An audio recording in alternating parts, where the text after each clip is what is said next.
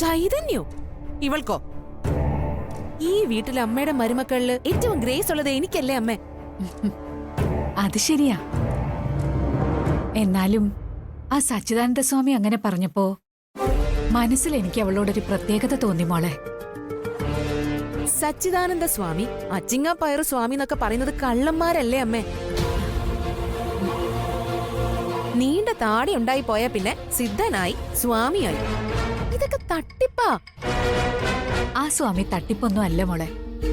അദ്ദേഹത്തെ കണ്ടാൽ അറിയാം അദ്ദേഹം ഈശ്വര തേജസ്സുള്ള ആളാണെന്ന്. എന്റെ അമ്മേ, അയാൾ ഇത്രയ്ക്ക് ഇവളെ കുറിച്ച് പറയണമെങ്കിലേ ഇത് ഇവളും അയാളും കൂടെ നടത്തുന്ന ഒരു നാടകമല്ലേ? ഡ്രാമ ഉണ്ടാക്കാൻ ഇവളെക്കാളും മിടുക്കി ആരാ ഉള്ളത്? വില്യം ഷേക്സ്പിയർ വരെ ഇവളുടെ മുമ്പിൽ തോറ്റുപോകും അക്കാര്യത്തില്. അഖിയെ സ്വന്തമാക്കാൻ എന്തെല്ലാം തരികിട നാടകം കളിച്ചവളാ ഇവള്. ആ കള്ളന്റെ മകള്. അവൾക്കൊരു സ്വാമിയെ കൊണ്ട് ഇങ്ങനെ ഒരു നാടകം കളിപ്പിക്കാനാണോ പ്രയാസം? ഇനി ഇവക്ക് അമ്മയെ കയ്യിലെടുക്കണം. അമ്മയിലേക്ക് അടുക്കാനുള്ള ഒരു പാലമായിരുന്നു ആ സച്ചിദാനന്ദ സ്വാമി.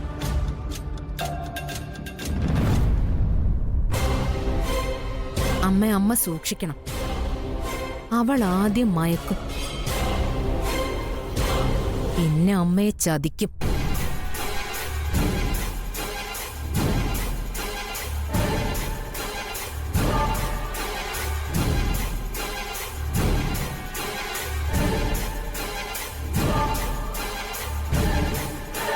അതിനു മുമ്പ് ഞാൻ അവളെ വീഴ്ത്തും.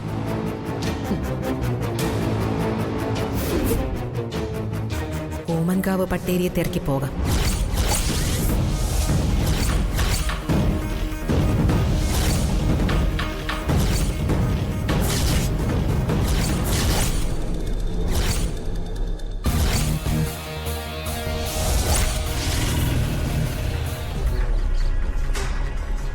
ഞാനിപ്പോ വരാം, ഒന്ന് വെയിറ്റ് ചെയ്യും. മേഡം, ഇവിടെ പാമ്പ് ഒട്ടേക്കുള്ളതാ, സൂക്ഷിച്ചു പോണേ.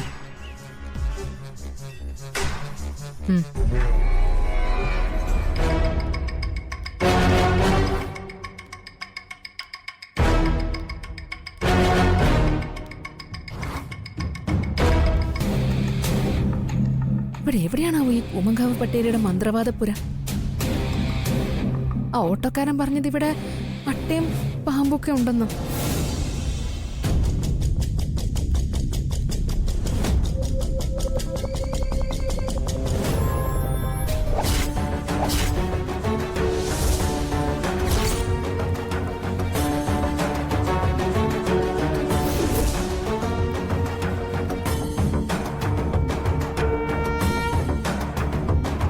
ആജ്ഞാനുവർത്തി, എന്തോ?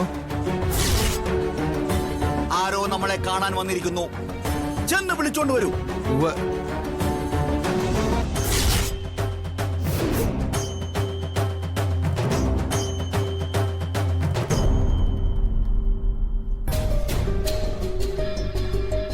ആരാണ്? എന്താ വേണ്ടത്? ഞാൻ ഐശ്വര്യ. മുഖത്ത് ഐശ്വര്യമുണ്ട്, അകത്തതില്ല. ഇരിക്കൂ.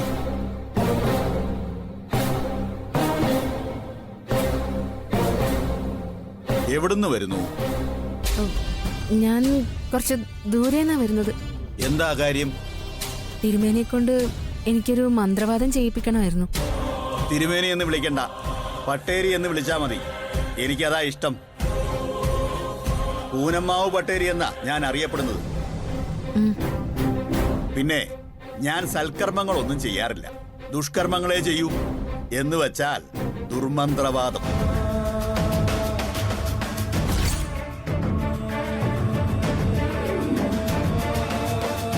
എന്നെ കുറിച്ച് എങ്ങനെയാ അറിയാനിടയായത്?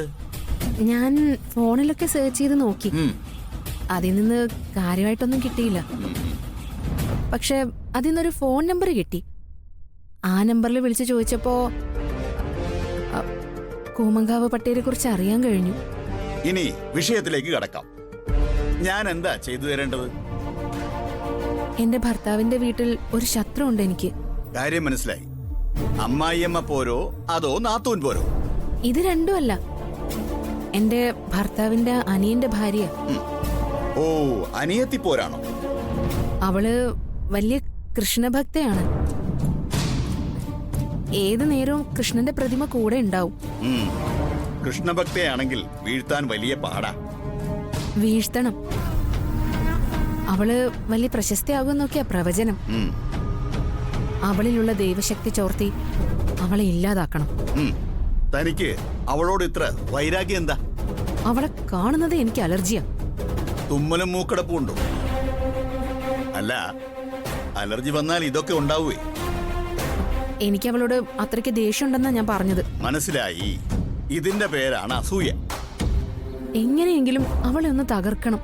കുറച്ചധികം പൈസ ചെലവാവും. എത്ര കാശ് വേണമെങ്കിലും തരാം.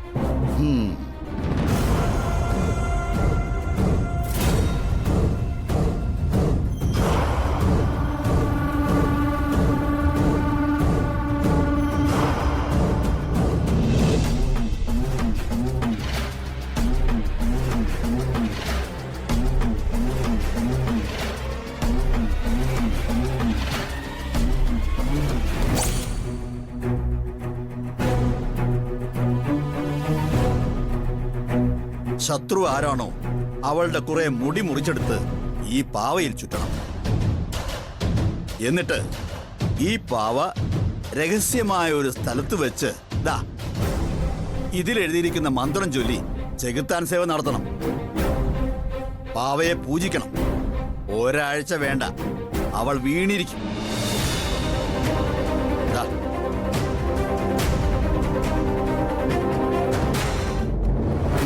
ഇനി പൊയ്ക്കോളൂ. വിവരം വിളിച്ചു പറഞ്ഞാൽ മതി. ആയിക്കോട്ടെ. ഈശ്വര, ചെകുത്താൻ എന്റെ പിറകെ വരൂ.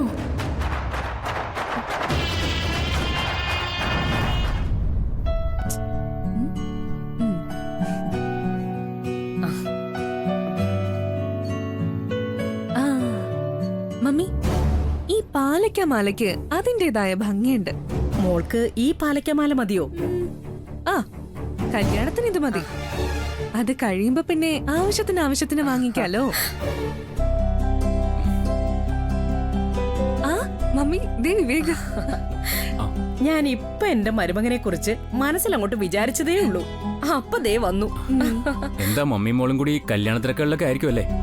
എന്റെ പൊന്നു മോനെ, ഇനിയിപ്പൊ കല്യാണം കഴിയുന്നവരെ നിലത്ത് നിൽക്കാൻ നേരമുണ്ടോ? നിലത്ത് നിൽക്കണ്ട മമ്മി മോളെ, ഞാൻ പറപ്പിക്കും. എന്താ വിവേക് പെട്ടെന്ന് ആലോചിച്ചത്? ഏയ് വേറൊന്നുമല്ല, കല്യാണം കഴിഞ്ഞ് നമ്മൾ 3 പേരും കൂടി കുടുംബസമേതം പറക്കുന്ന കാര്യത്തെക്കുറിച്ച് ആലോചിച്ചതാ. പറക്കുന്നോ? എങ്ങോട്ട്? എന്റെ മമ്മി, എന്റെയും വിസ്മയുടെയും കല്യാണം കഴിഞ്ഞാ ഒരു 2 മാസത്തേക്ക് നമ്മള് ടൂറിലല്ലേ?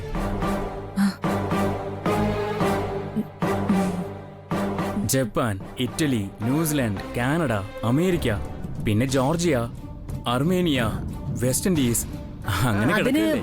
നിങ്ങൾ മാത്രം പോയാ പോരെ? ഞാൻ വരണമെന്നുണ്ടോ? ഓ, എന്താ മമ്മി ഇത്? മമ്മി ഇല്ലാത്തൊരു ലോകത്തെ പറ്റി എനിക്കും വിസ്മയിക്കും ചിന്തിക്കാൻ പോലും പറ്റില്ല. അതൊക്കെ പോട്ടെ, കല്യാണ കാര്യങ്ങളൊക്കെ എവിടം വരെ ആയി? വിവേകിന്റെ ഡാഡിയുടെ താല്പര്യം പോലെ റോയൽ ഓഡിറ്റോറിയം തന്നെ ബുക്ക് ചെയ്തു. അഡ്വാൻസും കൊടുത്തു. കൊടുക്കണമല്ലോ. പിന്നെ സ്വർണ്ണാഭരണങ്ങളെല്ലാം എടുത്തു. ഡ്രസ്സുകളും എടുത്തു. Very good. കല്യാണം നടത്തിപ്പിന്റെ ചുമതല ഈവന്റ് മാനേജ്മെന്റിനെ ഏൽപ്പിച്ചു. അവർക്ക് 5 ലക്ഷം രൂപ അഡ്വാൻസും കൊടുത്തു. ആ, ഡാഡി പ്രത്യേകം പറഞ്ഞിട്ടുണ്ട് ഫുഡ് വെജിറ്റേറിയൻ പറ്റില്ലെന്ന്. ഏയ്, നോൺ വെജാ. അത് തന്നെയാ. ആ. ഏൽപ്പിച്ചു, അഡ്വാൻസും കൊടുത്തു. ഓ, സകല നാൽക്കാലികളും സകല പക്ഷികളും ഉണ്ട്. I am very happy mummy, very very happy.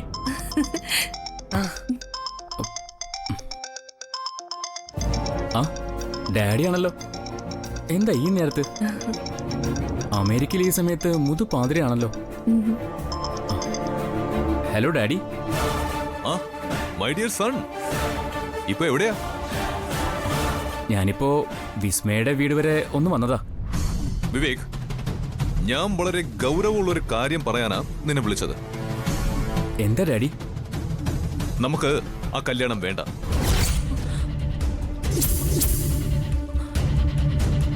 എന്താ ഡാഡി പറയുന്നേ? എന്താ ഡാഡി?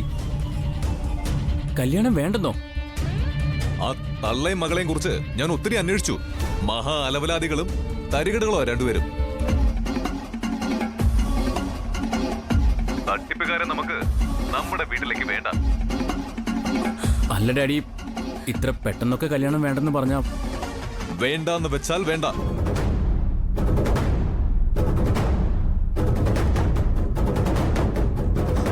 ആ പെണ്ണും അവളുടെ അമ്മയും ശരിയല്ല. അല്ല ഡാഡി, അവര് കല്യാണ ഓഡിറ്റോറിയം വരെ ബുക്ക് ചെയ്തു. ആഭരണങ്ങളും ഡ്രസ്സുകളും എടുത്തു. കല്യാണം നടത്തിയപ്പോൾ ഈവന്റ് മാനേജ്മെന്റിനെ ഏൽപ്പിച്ചു. ലക്ഷക്കണക്കിന് രൂപ വരെ ചെലവാക്കി കഴിഞ്ഞു. ഇതൊന്നും എനിക്കറിയേണ്ട കാര്യമില്ല. ആ പെണ്ണിനെ എങ്ങനെ നീ കെട്ടിയാ നിന്നെ ഞാൻ എന്റെ വീട്ടിൽ കയറ്റില്ല. 10 പൈസയുടെ ഷെയറും തരില്ല. ഡാഡി,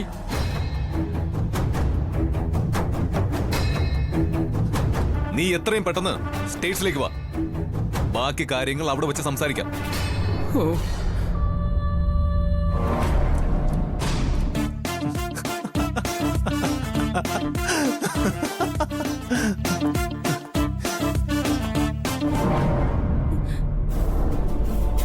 നമ്മൾ എന്ത് ചെയ്യും മമ്മി? എന്റെ പൊന്നു മോനെ, ഞങ്ങളെ കൈവെടിയരുത്. ഞാൻ എന്ത് ചെയ്യാനാ മമ്മി? ഡാഡിയെ ധിക്കരിച്ച് എനിക്കൊരു ജീവിതമില്ല. അങ്ങനെയൊന്നും പറയല്ലേ വിവേക്, ഞാൻ തകർന്നു പോവും. എനിക്ക് സങ്കടമുണ്ട്, പക്ഷെ ഞാൻ നിസ്സഹായനാ. ഞാൻ നിന്റെ കാല് പിടിക്കാം വിവേക്. എന്റെ മോളെ നീ ഉപേക്ഷിക്കരുത്. ഒരു രക്ഷയില്ല മമ്മി. ഡാഡിയെ ധിക്കരിച്ച ഡാഡി എന്നെ ഷൂട്ട് ചെയ്ത് കളയും. ഓ, ഇതൊരു വിധിയാണെന്ന് കരുതുക. വിസ്മയക്ക് മറ്റൊരു ചെറുപ്പക്കാരനെ എത്രയും വേഗം കണ്ടെത്തുക. വിവേക്, വിവേക്, മമ്മി.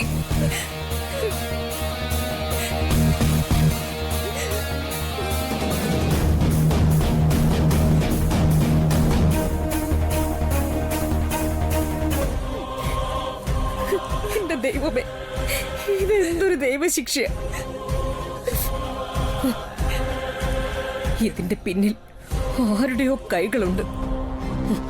ഇതൊരു ചതി തന്നെയാ.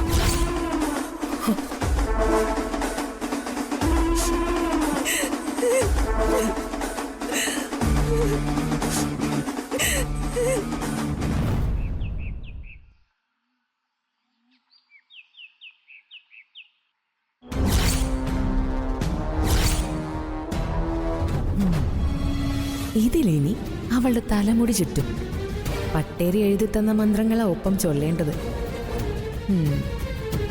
അപ്പോ അവളുടെ തലമുടി എങ്ങനെ കട്ട് ചെയ്തെടുക്കും? അവൾ ഉറങ്ങിക്കിടക്കുമ്പോ പറ്റില്ല, മുറിയിലാക്കിയുണ്ടാവും. വെളുപ്പാങ്കാലത്ത് എഴുന്നേക്കുന്നവളാ ആ കഴകക്കാരി. പകലാണെങ്കിൽ ഉറക്കമില്ല.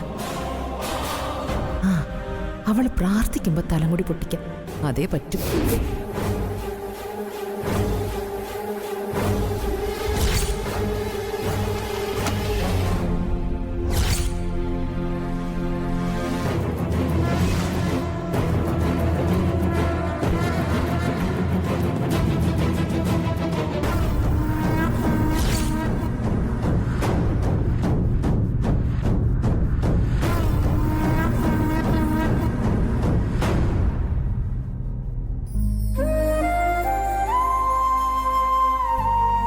എന്റെ കണ്ണ, ആ സ്വാമികൾ പറഞ്ഞ പോലെ എനിക്ക് കീർത്തിയും പ്രശസ്തിയും ഒന്നും വേണ്ട. ഈ ലോകത്തെ നിയന്ത്രിക്കുന്നവൻ നീയാണ്. നിന്റെ തീരുമാനം പോലെ മതി എല്ലാം.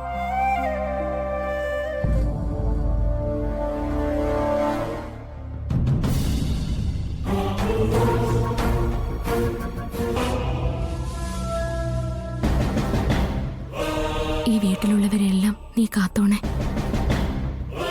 ഞങ്ങൾ തമ്മിൽ ഒരു അഭിപ്രായ വ്യത്യാസം ഉണ്ടാവില്ലേ കൃഷ്ണ?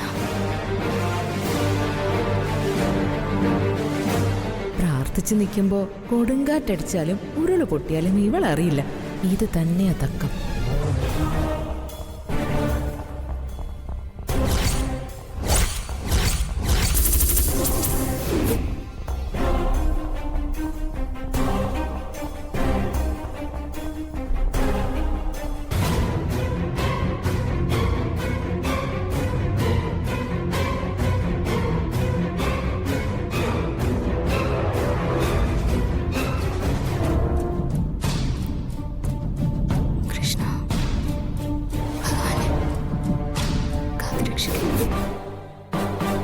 ഈ വീട്ടിൽ സമാധാനം ഉണ്ടാവണേ.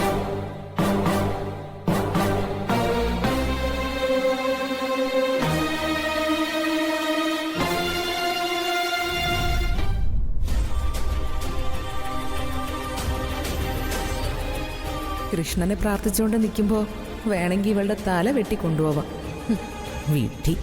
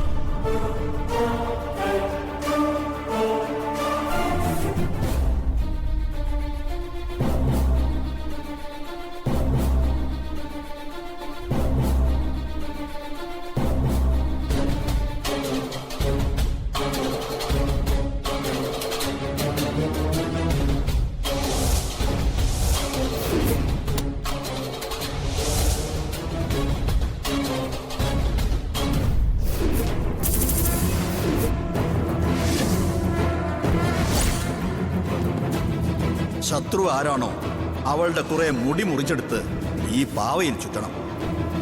എന്നിട്ട് ഈ പാവ രഹസ്യമായ ഒരു സ്ഥലത്ത് വെച്ച് ഇതിലെഴുതിയിരിക്കുന്ന മന്ത്രം ചൊല്ലി ചെകുത്താൻ സേവ നടത്തണം. പാവയെ പൂജിക്കണം. ഒരാഴ്ച വേണ്ട, ശത്രു ആരാണോ അവൾ വീണിരിക്കും.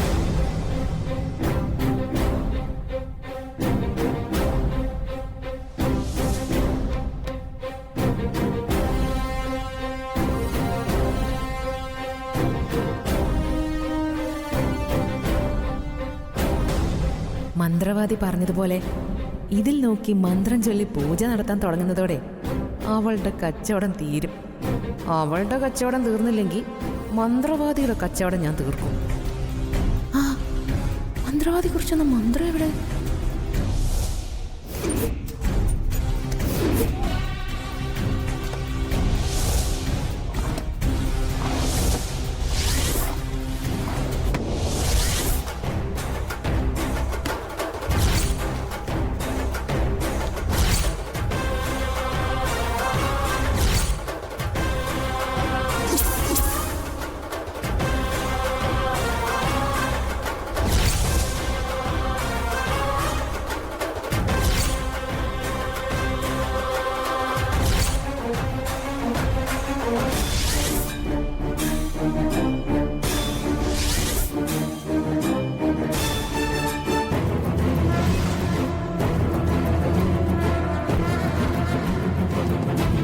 ഐശ്വര്യ,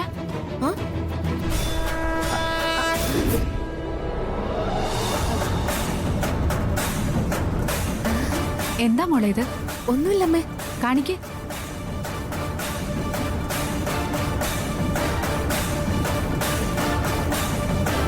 എന്താ ഇത്? പാവയോ?